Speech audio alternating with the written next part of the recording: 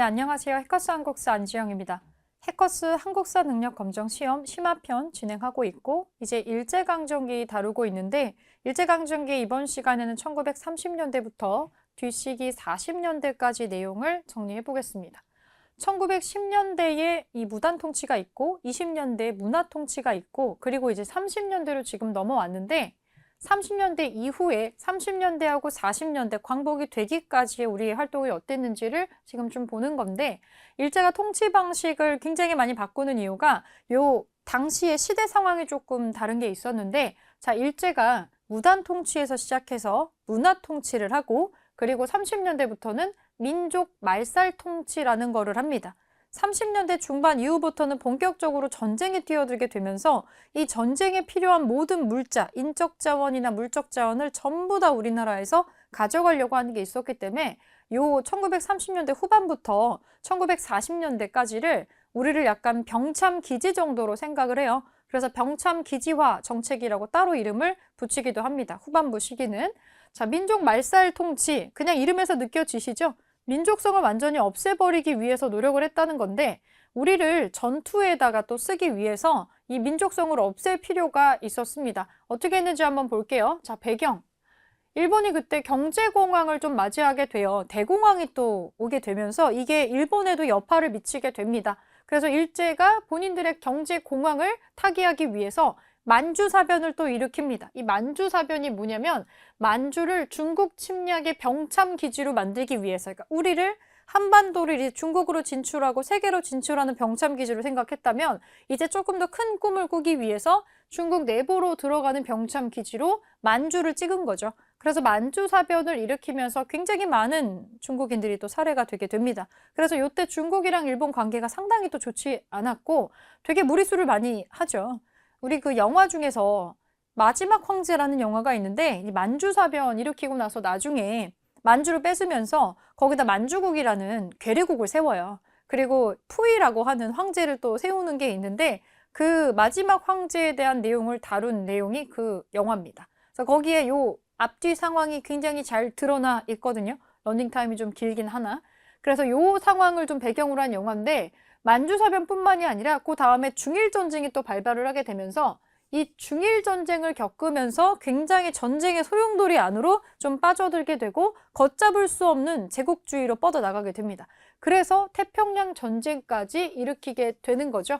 자, 경제 공황을 타개하기 위해서 일으켰던 만주사변이 이것이 중일 전쟁으로 비화가 되고 대륙을 침략하면서 태평양 전쟁이 됩니다. 2차 세계대전의 한복판으로 딸려 들어가는 거죠. 자, 일제는 한국인의 민족 정신을 완전히 말살을 해서 일본인처럼 만듦으로 해서 전쟁에 일본인으로 가서 쓰려고 했던 게 조금 있고요. 대륙을 침략하는 전쟁에다가 쓰기 위한 말로써 효율적으로 쓰기 위한 말로 만들기 위해서 이런 정책을 하게 됩니다. 자, 밑에 보니까 황국신민화 정책이라고 있어요. 한국인을 일본 천황에 충성하는 백성으로 만들자. 요거죠. 그래야 전쟁터에 가서 일본을 위해서 죽을 수 있겠죠. 그런 식으로 하기 위해서 내선일체라고 하는 거를 세뇌를 시키려고 합니다. 자, 내선의 내는 일본인을 말하고요. 선은 조선의 선을 얘기합니다. 그래서 내선일체가 뭐냐? 일본과 조선은 하나다. 이런 식으로 얘기를 좀 하는 게 있고요. 한국인을 일본인으로 동화시키려고 이렇게 하지만 아니 여태껏 이렇게 차별 대우를 많이 하고서는 어떻게 우리가 일본인과 똑같아질 수가 있겠어요? 진정한 의미의 내선일체가 아닌 거죠. 우리를 쓰기 좋은 말로 부리기 위해서 정신적인 세뇌가 필요했을 뿐입니다. 이 내선일체는 여기서 나오는 거고 일선동조론 뭐 비슷한 말이죠. 일본과 조선은 같다, 같은 나라다 이렇게 보는 게 있고요. 황국신민서사를 암송하게 합니다. 일본 천황에게 충성을 맹세하는 내용의 황국신민서사를 억지로 외우게 합니다. 억지로 외우게 하고요. 억지로 신사참배시킵니다. 전국에 일본의 신을 모신 신사를 세우고 강제로 신사참배를 시키게 되고요. 이제 우리의 민족성을 박탈해야 되기 때문에 이름도 뺐습니다. 창씨개명. 한국인의 성과 이름을 일본식으로 바꾸는 창씨개명을 강요를 하게 됩니다. 이 창씨를 하지 않으면 여러 가지 불이익을 주면서 독립운동가로 비화시켜서 잡아가는 경우도 있었고요. 그래서 억지로 창씨개명을 다 하게 돼요. 윤동주도 우리 민족의 시인으로 유명한 윤동주도 일본에 또 고등 교육을 받기 위해서 유학을 가기 위해서 유학 가려면 무조건 창씨개명을 해야 되거든요. 그래서 본인이 원하지는 않았지만 억지로 히로노마 도우주라는 이름으로 이 개명을 해요. 창씨 개명을 하게 되는데 이것 때문에 엄청 괴로워하죠. 내가 일본인으로 성을 갈고 이름을 갈고 이렇게 굴욕적인 걸 하면서까지 내가 이거를 해야 되나 이런 식으로 굉장히 이 비탄에 잠긴 내용을 이거를 가지고 참회록이라는 시를 또 쓰게 됩니다. 이런 일들이 좀 많았다는 거죠. 자, 교육정책은 세 번째 조선 교육령이 반포가 됩니다. 조선어를 필수 과목이 아니고 선택 과목으로 바꿨어요. 이거 필수로 배우지 않아도 된다는 거죠. 실제로는 조선말을 안 배우기를 원했습니다. 언어에서부터 출발하는 거니까 사람의 정신이라고 하는 거는. 그래서 이제 언어에서부터 이거를 막는 작업을 지금 좀 했고요. 국민학교령이라는 걸 또 만듭니다. 40년대로 넘어가면 소학교의 명칭을 황, 국, 신, 민의 학교라는 뜻의 국민학교로 변경을 합니다. 좀 익숙하지 않나요? 우리가 상당히 오랜 기간 동안 초등학교를 국민학교라고 불렀어요. 그러다가 이제 95년도에 우리가 광복 50주년을 맞이하고 나서 그 역사 바로찾기 사업의 일환으로 이 국민학교를 초등학교로 바꾼 거예요. 그때 우리 조선총독부도 철거하죠. 이거를 아무 생각 없이 그냥 쓰고 있었던 거죠. 국민이라고 하는 걸 국민 여러분 할 때 그 국민이라고 생각하는 줄 알고 그렇게 계속 썼던 건데 실제로는 이때부터 연결된 이름을 그냥 써왔던 겁니다. 이거 50년 가까이 쓴 거죠. 그래서 지금 요거를 초등학교로 지금은 바꿨고요. 이때에는 처음으로 국민학교라는 명칭으로 이게 나왔다는 거죠. 그리고 이 43년도에 마지막으로 제4차 조선교육령이 있었는데 조선어, 한국어하고 한국 역사 배우지 마라 라고 합니다. 완전히 없애버립니다. 일본인으로서 육성하기 위해서 43년이면 이미 태평양 전쟁이 발발하고 한창 일본이 패전으로 달려가고 있을 때예요. 한 명이라도 더 많은 사람을 끌어다가 일본을 위해 죽게 하려고 했던 거겠죠. 그렇게 쓰기 위해서 정신개조가 필요했고 그래서 교육 단계에서 이런 일이 벌어지게 됩니다. 독립운동의 탄압은 점점점 심해지는데 조선 사상범 보호 관찰령이 있어요. 독립운동가들을 감시하고 탄압하기 위해서 만든 법입니다. 이게 뭐냐? 조선 사상범, 독립운동가예요. 보호관찰령이 뭐예요?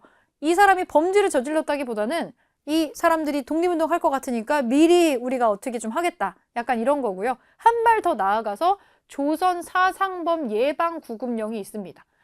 독립운동가들을 별다른 재판도 없이 구금을 하는 게 가능해요. 뭔 일을 한 것도 아닌데 그냥 먼저 가두는 게 가능하다는 거죠. 그만큼 철저하게 이 사람들의 어떤 정신적인 부분을 컨트롤 하려고 노력을 하고 있는 시점이 이 시점이고요. 신문은 그냥 아예 폐간시켜버립니다. 조선일보, 동아일보, 우리말 신문을 전부 폐간하면서 언론 탄압이 최고조에 이르렀던 시기가 이 시기입니다. 그래서 민족 말살 통치라고 하는 거고요. 우리의 민족성을 완전히 없애는 방식으로 흘러갔다고 보시면 돼요. 자, 경제 수탈은 전쟁이 용이한 방식으로 바뀌게 되는데 자, 농촌진흥운동이라고 하는 게 상당히 이질적인 내용인데 소작쟁이가 점점 심해져요. 일본인 지주에 탄압이 너무 심해지니까. 그러면서 소작쟁이가 심화되고 사회주의 세력이 농촌으로 조금 더 깊숙하게 들어가게 되면서 일제가 이거를 위기적으로 보게 돼요. 야, 이게 하나도 좋은 게 없더라. 이 사회주의 세력들이 뻗어나가는 거 막아야겠다. 이런 쪽으로 관심 못 갖게 해. 그러면서 조선 농지령을 제정을 해가지고 농민들의 불만을 일시적으로 덮으려고 했는데 너희들에게 땅을 주겠다. 그래서 자력갱생을 하렴. 너희들이 키워주는 게 우리의 목표다. 이렇게 하면서 사람들에게 눈 가리고 아웅을 하려고 했어요. 당장 땅이 더 시급했었던 농민들에게 반발을 무마하고 통제를 강력하게 하기 위한 일종의 당근 같은 것으로 조선 농지령 같은 거를 지정하고 썼단 얘기예요. 그리고 본격적으로 나오는 게 이 병참기지화 정책입니다. 우리를 병참기지로 만들었다는 거죠. 경제공황을 극복하기 위해서 대륙 침략 정책을 강행을 하게 되고요. 여기에 필요한 군수물자 공급, 한반도가 그 중간에 징검다리처럼 있잖아요. 우리 병참기지로 바뀌게 되고요. 중일전쟁으로 침략전쟁이 점점 커지게 되는데 우리나라에도 국가총동원법이라는 거를 발표를 해서 물적자원, 인적자원을 굉장히 많이 수탈을 하게 됩니다. 자, 물적 수탈, 산미 증식계획이 다시 가동됩니다. 다시 가동이 되면서 군량미를 확보하기 위한 산미 증식 계획이에요. 이번엔 목적이 조금 다르죠. 그리고 공출, 군량을 마련하기 위해서 집집마다 일정량의 쌀을 공출하는 공출제를 합니다. 일제가 전쟁에 사용할 식량을 확보하기 위해서 39년부터 실시를 했는데 전쟁 물자가 부족해지니까 이제 쌀뿐만이 아니라 집에 밥그릇, 숟가락, 젓가락, 솥단지까지 다 뜯어가는 거예요. 이런 식으로 굉장한 양의 물적 수탈이 이루어집니다. 금속류 회수령도 똑같은 거예요. 녹그릇 등등의 금속 제품까지 전부 다 뜯어가고요. 망조가 조금 보이죠. 그리고 식량 통제, 식량의 소비를 규제하기 위해서 본인들이 배급제를 합니다. 도저히 먹고 살 수 없을 정도의 소량을 배급하면서 대부분을 군량미로 쓰는 거죠. 우리는 여기에 휩쓸려가지고 굉장히 고난을 당했어요. 밑에 인적 수탈 이게 어마어마했었죠. 진짜 중요한 부분입니다. 요거는 징병, 육군 특별 지원병제라는 거 하고 학도 지원병, 그리고 징병제를 실시하면서 조금씩 우리나라 남성분들을 군인으로 끌고 갑니다. 징병을 또 어마어마하게 했고요. 학도병제는 학생들입니다. 중고생들이에요. 총이나 쏴봤겠어요? 이런 사람들 데리고 가서 총 쏘는 법만 가르친 다음에 그냥 총알바지로 갖다 넣는 거죠. 이렇게 끌려간 사람들이 한두 명이 아니고 징용이라고 하는 건 뭐냐면 공사나 광산 노동자, 그리고 무기 만드는 공장 같은 거 이런 데 닥치는 데를 끌고 가게 되는데 국민징용령이라는 걸 내려서 남녀노소를 가리지 않고 끌고 갔습니다. 그리고 아직도 문제가 되는 게 이거죠. 여자 동원. 여자 정신 근로령을 공표를 해서 여성들을 군수공장에 강제로 끌고 갔고 젊은 여성을 일본군 위안부라는 이름으로 전쟁터에 강제 동원합니다. 성노예로 끌고 간 거죠. 이거 우리나라에만 한 거 아니고 일본이 전쟁을 확산하면서 발을 디뎠던 모든 국가에서 위안부를 납치를 했죠. 거의 다. 그래서 이게 지금도 해결되지 않은 문제고 우리는 여기에 대한 그 어떤 사과나 이런 해결책을 받은 적이 없기 때문에 아직 안 끝난 문제입니다. 그래서 지금도 매주 수요일마다 수요 집회 같은 걸 하고 있으면서 이 문제에 대해서 우리가 해결을 요구하고 있는 거죠. 아직 우리는 제대로 된 사과를 받아보지 않았고 뭐 이 사람들이 공식적으로 돈 받고 매춘을 하는 사람들이었다. 이런 말도 안 되는 이런 얘기들까지 나오게 돼요. 이건 상식적으로 말이 안 되는 거죠. 사실은 위안부라는 이 호칭도 쓰고 싶지 않은 호칭입니다. 이 군인을 위무한다는 내용인데 이 누구 맘대로 이렇게 이름을 붙여서 여기 끌려간 사람들은 공장에 취직시켜준다라고 속여가지고 데리고 갔다라고 되어 있습니다. 그러니까 상당한 피해자인 거죠. 그냥 농촌에 사는 그냥 아무것도 모르는 여자아이들이에요. 이렇게 끌려간 사람들이 굉장히 많았고 위안부라고 검색해보시면은 사진도 여러 가지가 돌아다니는 게 있고요.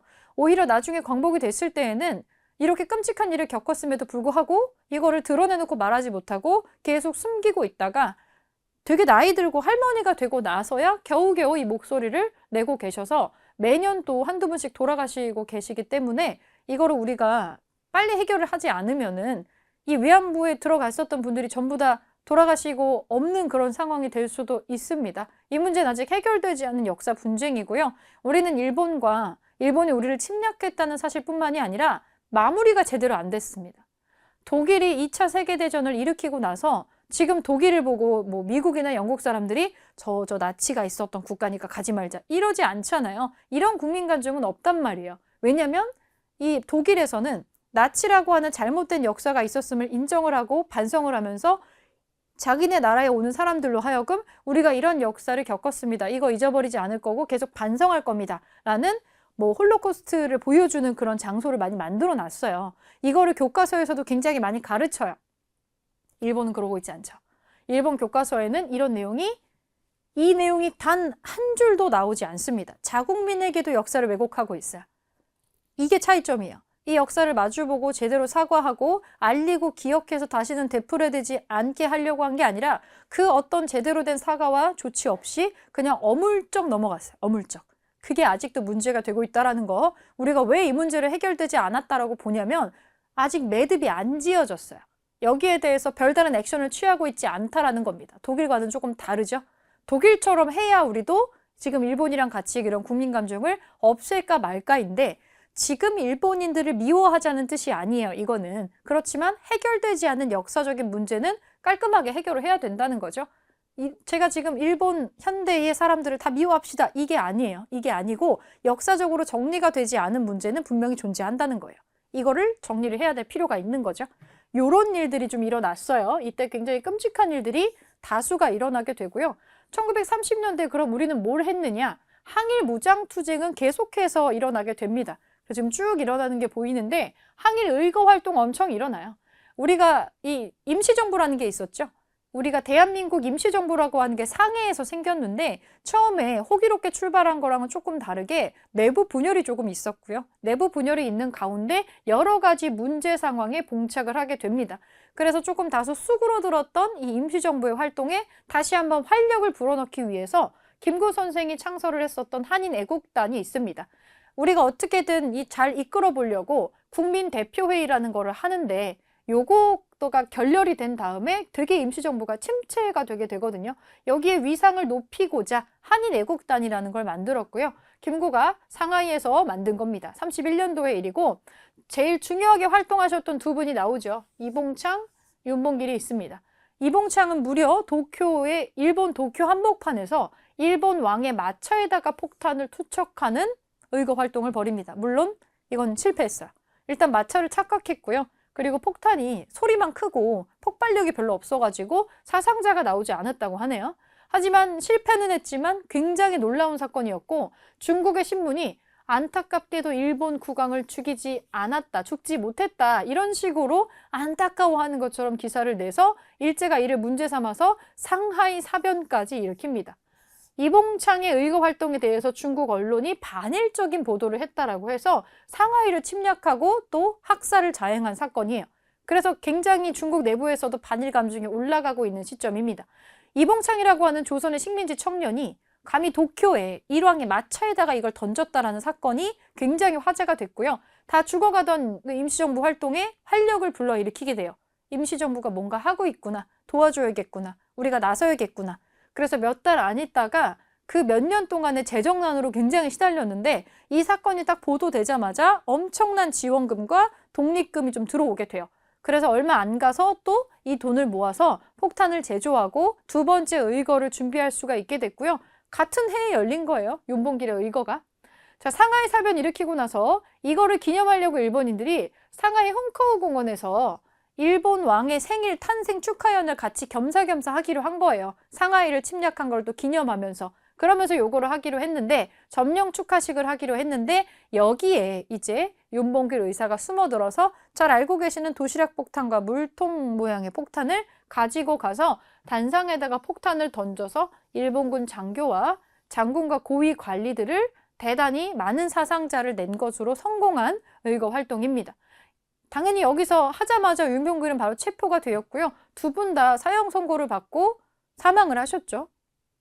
영향은 일본이 여기에서 우리나라에 대한 탄압을 엄청나게 강력하게 하게 되고 우리 임시정부를 추적을 하게 되면서 상해에서 있던 임시정부가 상해를 떠나서 엄청나게 긴 거리를 도망을 다니게 되고 이 중국의 국민당 정부는 여기에 감동을 해서 대한민국 임시정부의 활동을 전폭적으로 지원을 하게 됩니다. 이것만 있었던 것은 아니에요. 대한애국청년당이라는 데에서 경성 부민관에다 폭탄을 또 설치를 했고요. 친일파 제거를 또 시도를 합니다. 여러 가지 활동이 끊임없이 벌어지고 있어요. 자, 그래서 무장투쟁 부분은 어떻게 됐느냐? 여기부터 조금 복잡한 이름이 좀 나오는데 1930년대 무장투쟁이 어떻게 진행이 되냐면 한국과 중국이 지금 연합전선이 맺어져요. 우리 공통의 적이 생겼잖아요. 중국과 우리의 공통의 적은 일본입니다. 일본이 만주 사변을 일으키고 나서 만주의 독립군이랑 중국군이 연합을 하게 됩니다. 우리의 공공의 적은 일본이다. 그래서 우리는 지청천 장군이 이끄는 한국 독립군이 있었고요. 요새 많이 나오죠, 지청천.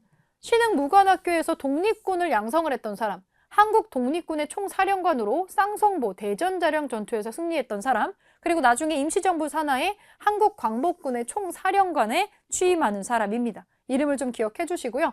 한국 독립군은 1930년대 당시에 그 북만주 일대에서 중국의 호로군과 연합작전을 수행을 하면서 쌍성보와 사도하자, 동경성, 대전자령 전투에서 승리를 거둡니다. 주로 사료에 많이 나오는 거는 쌍성보하고 대전자령 전투 부분이 많이 언급이 되고요. 그리고 두 번째로 조선혁명군이 있어요. 양세봉이라는 사람이 이끄는 건데 이 사람은 남만주에서 자, 여기 북만주, 여기 남만주 일대에서 중국의 의용군이랑 연합을 해가지고 영릉과 흥경성 전투에서 일본군을 격파를 합니다. 우리가 만주 일대에서 무장투쟁을 중국 군대랑 연합해서 한다는 게 30년대 특징이에요. 왜냐하면 만주사변 이후에 공공의 적으로 일본을 인식을 하게 됐기 때문입니다. 그래서 요거를 좀 기억을 해주시고 자, 그러면 중국 관내에서 우리가 어떻게 독립운동을 하느냐. 민족혁명당이 있습니다. 의열단 기억나시죠? 의열단을 중심으로 한국독립당, 조선혁명당이라는 여러 단체 인사들이 참여를 해가지고 민족혁명당이라고 하는 단체를 만들게 되고요. 한국독립당 밑으로 한국독립군이, 조선혁명당 밑으로 조선혁명군이 있었던 거죠. 이름이 똑같이 연결되는 것들이 좀 있습니다. 자, 이 조직이 민족혁명당이 개편이 어떻게 되느냐면 처음에 이렇게 만들어졌다가 의열단 계열이 너무 많이 들어가 있으니까 다른 데에서 들어온 사람들이 좀 불편하게 느꼈던 것 같아요. 내부에 분열이 조금 있었던 거겠죠. 지청천과 조소왕 등등등 민족주의 계열이 좀 이탈을 합니다. 왜냐면 김원봉의 성격은 사회주의 쪽이었기 때문에 이쪽의 컬러가 너무 강하다고 느꼈던 것 같아요. 그래서 지청천이나 조소왕 등의 민족주의 쪽 사람들이 여기서 좀 나오게 되고요. 결국에는 의열단을 중심으로 조선민족혁명당이라는 이름으로 개편이 돼요. 그리고 중일전쟁이 발발하고 나면은 조선민족전선연맹으로 크게 또 이름을 확장해서 개편을 하게 됩니다. 사회주의 계통이에요. 민족, 혁명, 조선 이런 거 나오면 대체로 사회주의 계통입니다. 여기에 들어가는 이름인 거를 기억을 좀 해주시고 조선의용대 보겠습니다. 여기도 조선이란 글자가 붙어 있죠? 의용 이런 단어도 마찬가지고 약간 이 사회주의를 좀 상징하는 단어가 몇 가지가 있기는 해요. 자, 김원봉이 중국의 우한에서, 한구라는 데가 지금의 우한이에요. 우한에서 중국 국민당의 지원을 받아서 조선민족전선연맹의 산하부대로 만듭니다. 지금 요거 만들잖아요. 조선민족전선연맹이라고 하는 걸 만든 다음에 그 밑에다가 군부대를 만들었다고 이해를 하시면 될 것 같아요. 창설을 하는데 이 조선의용대가 중국 관내에서 결성된 최초의 한국 사람 무장 부대예요. 그래서 가끔 이게 선지에 나옵니다. 요거 같이 좀 기억을 해주시고 일본군에 대한 심리전이나 후방 공작 활동 등을 하면서 이 항일 활동을 펼치는 것으로 이름을 좀 명성을 날리게 돼요. 김원봉은 나중에 국민당의 지원이 없이는, 중국 내부의 지원이 없이는 독립운동을 중국에서 하는 거 정말 힘들다라고 판단을 했기 때문에 같이 중국이랑 연합하는 걸 조금 중요시하면서 활약을 이어갑니다. 그래서 뒷부분을 좀 보면 자, 40년대 무장투쟁으로 좀 정리를 해볼게요. 1930년대 이후 통치 중에서 40년대로 정리를 좀 해보겠습니다. 자, 1940년대 대한민국 임시정부 체제의 정비라고 지금 나와 있는데 한국 독립당을 다시 만들어요. 40년대가 되면. 지금 뭐가 많죠? 굉장히 혼란스럽다는 얘기예요. 왜냐하면 독립운동을 하는 사람들이 성격이 여러 가지로 나뉘어 있기 때문에 사회주의 쪽이 있고 민족주의 쪽이 있고 이들 내부에서도 급진파와 온건파가 나뉘어 있기 때문에 복잡하게 좀 나와 있습니다. 다만 모두가 어느 정도 분산이 됐을 때 좀 생각하는 게 뭐냐면 우리가 이렇게 흩어져 있으면 힘을 모으기가 쉽지 않은데 이렇게는 다 같이 생각을 한다는 거예요. 그래서 자, 한국국민당, 조선혁명당, 한국독립당 이 세 당이 모여서 각각의 당을 해체시킨 다음에 다시 한번 이렇게 모아가지고 한국독립당이라고 이름을 모아서 재창당을 해요. 그러니까 이미 앞쪽에 한국독립당이 한번 있어요. 근데 앞에 있었던 거를 다 해체해가지고 다시 이걸로 모은 거예요. 요만했다가 이렇게 그릇을 넓혀가지고 다른 당들을 다 여기다가 담으려고 노력을 했다는 거죠. 그래서 체제 정리를 어떻게 하냐면 자, 임시정부가 이제 쭉쭉 나아가게 되면서 계속 도망을 다녔지만 충칭이라는 곳에, 우리말로 중경이라는 곳에 정착을 하게 되면은 이제 국민당의 후원을 받아서 드디어 좀 번듯하게 건물도 조금 받으면서 안정적으로 여기에 정착을 좀 하게 돼요. 그래서 주석 중심의 단일 지도 체제, 뭐 이거는 굳이 외우실 필요는 없고 김구가 중심이 돼가지고 이걸 또 이끌어 나가게 돼요. 그리고 41년 정도가 되면은 일본이 전쟁을 격하게 이제 끌고 나갈 때 이미 일본은 망조가 조금씩 보이고 있었어요. 이 전쟁이 세계대전으로 비화가 되면서 이기지 못할 전쟁에 일본이 계속 매달리게 되고 이 욕심을 놓지를 못한 거죠. 그러면서 우리도 서서히 이제 머지않았다 독립이라고 하는 게 우리가 준비를 해야겠구나 이 생각을 하면서 조소왕이 뭘 하냐면 이제 조만간 몇 년 안에 독립이 될 거라는 믿음이 생겼어요. 이 사람이. 그래서 우리가 30년 넘게 일제 식민지를 겪었기 때문에 갑자기 독립이 돼버리면 우왕좌왕할 거잖아요. 이제 독립된 후를 생각해야 된다. 40년대의 특징은 독립운동가들 중에서 자, 이제 독립이 되고 나면 어떻게 하지? 그 넥스트 스텝을 준비하는 사람이 나왔다라는 거예요. 그래서 이렇게 나오는데 조소왕이 삼균주의라는 거를 얘기를 해요. 1941년에 건국강령입니다. 이게 무슨 내용이냐면 정치, 누구에게나 1인 1투표권을, 경제, 누구에게나 공평하게 잘 살 수 있는 권리를, 그러니까 누구나 집 한 채씩 갖고 나중에 우유 한 병씩 먹을 수 있는 그런 경제적인 균등한 그런 상태, 그리고 교육, 누구나 대학교까지 무상으로 다 다닐 수 있게 하는, 나중에 구체적으로 설계를 이렇게 해요. 그래서 정치와 경제와 교육 각 분야에서 균등하게 모두가 평등한 권리를 누리는 거, 누릴 만큼 누리는 거, 이게 삼균주의입니다. 지금 대한민국은 사실은 삼균주의를 표방하면서 만들어지고 있고, 이거를 완성하려고 끊임없이 노력을 하고 있는 거죠. 자, 이 삼균주의의 기초에서 건국강령이 발표가 되고요. 44년 정도가 됐을 때 또 김구를 중심으로 하고 김규식을 부주석으로 선출을 하면서 구체적인 체제 정비를 또 하게 됩니다. 자, 한국광복군의 창설과 활동을 좀 봐주실게요. 이제 우리가 마지막 최후의 결전을 준비를 해요. 머지않았다고 느끼거든요. 그래서 지청천과 김구를 중심으로 이 중국 국민당 정부의 지원을 받아서 1940년에 우리가 임시정부 내부에 소속되어 있는 공식 군대입니다. 한국광복군을 창설을 하게 돼요. 그리고 일본에서 탈출한 학도병이랑 김원봉의 조선의용대 일부를 흡수해서 전력을 보강을 해서 정식 군대로 개편을 합니다. 그리고 태평양 전쟁이 발발하고 났을 때 우리도 선전포고해요. 우리는 일본에 대항해서 끝까지 싸울 것임을 대일 선전 성명서를 발표를 합니다. 그리고 우리가 이제 연합군하고 이 연합을 진짜 맺기 위해서 인도 미얀마 전선까지 가서 영국군의 요청으로 연합군의 일원으로 우리 전쟁도 다 했어요. 그래서 여기서 굉장히 중요한 역할을 하는데, 우리가 이걸 나갔던 이유는 나중에 우리의 마지막 독립전쟁에도 도와주길 바라니까. 그래서 우리는 최후의 작전인 국내 진공작전을 준비하고 있었습니다. 미국과 연결을 해서 최후의 작전을 추진을 했는데 갑자기 핵을 미국이 쏘게 되면서 일본의 무조건 항복으로 개시를 하지 못했어요.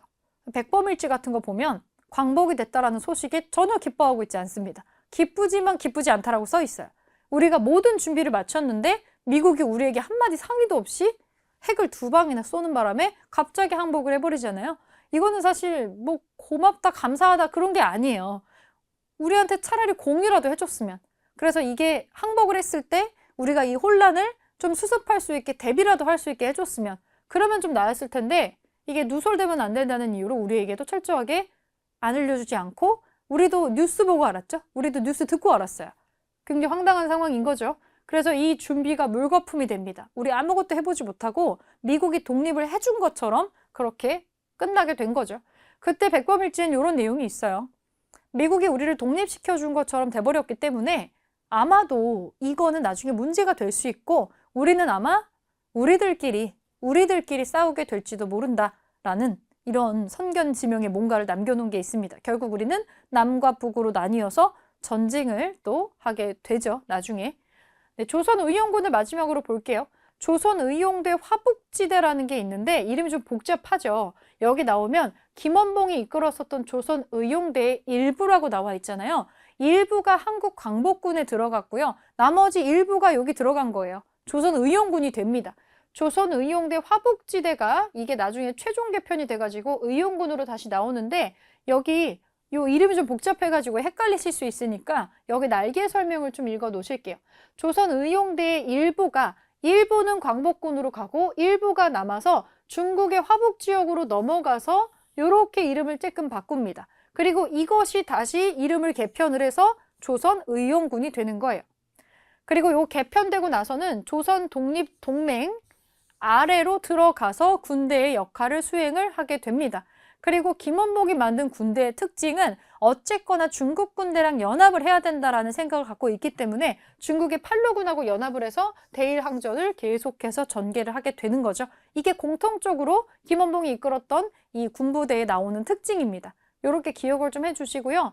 이거를 엄청 디테일하게 물어보는 건 나오지 않지만 의용대니 팔로군이니 뭐 호가장이니 하는 이름이 너무 낯설 수가 있어서 지금 여기에는 지도가 나와 있지 않은데 여러분 가능하시면 이론 정리 같은 거 하실 때 지금 이게 어느 지역인지, 지금 북만주라고 하는 데가 구체적으로 어느 지역인지를 지도가 나와 있는 페이지를 좀 참고하셔가지고 좀 보시면서 아 여기가 북만주구나, 아 여기가 남만주구나, 이런 걸 좀 이해를 하시면서 지리하고 같이 연결해가지고 기억을 좀 해주시면 좋을 것 같습니다. 그래야 조금 덜 헷갈리면서 구별하면서 보실 수가 있어요. 이론서를 적극적으로 활용하시되 우리 이론서에 없는 부분이 있다면 따로 좀 개별적인 공부를 좀 보충하셔서 지리 정보하고 같이 한번 봐주시면 좋을 것 같습니다. 이름이 좀 어렵기 때문에 반복해서 보시는 걸 추천드리고 이 부분을 많이 틀리실 거예요. 여기에 기출문제를 좀 많이 풀어보셨으면 좋겠습니다.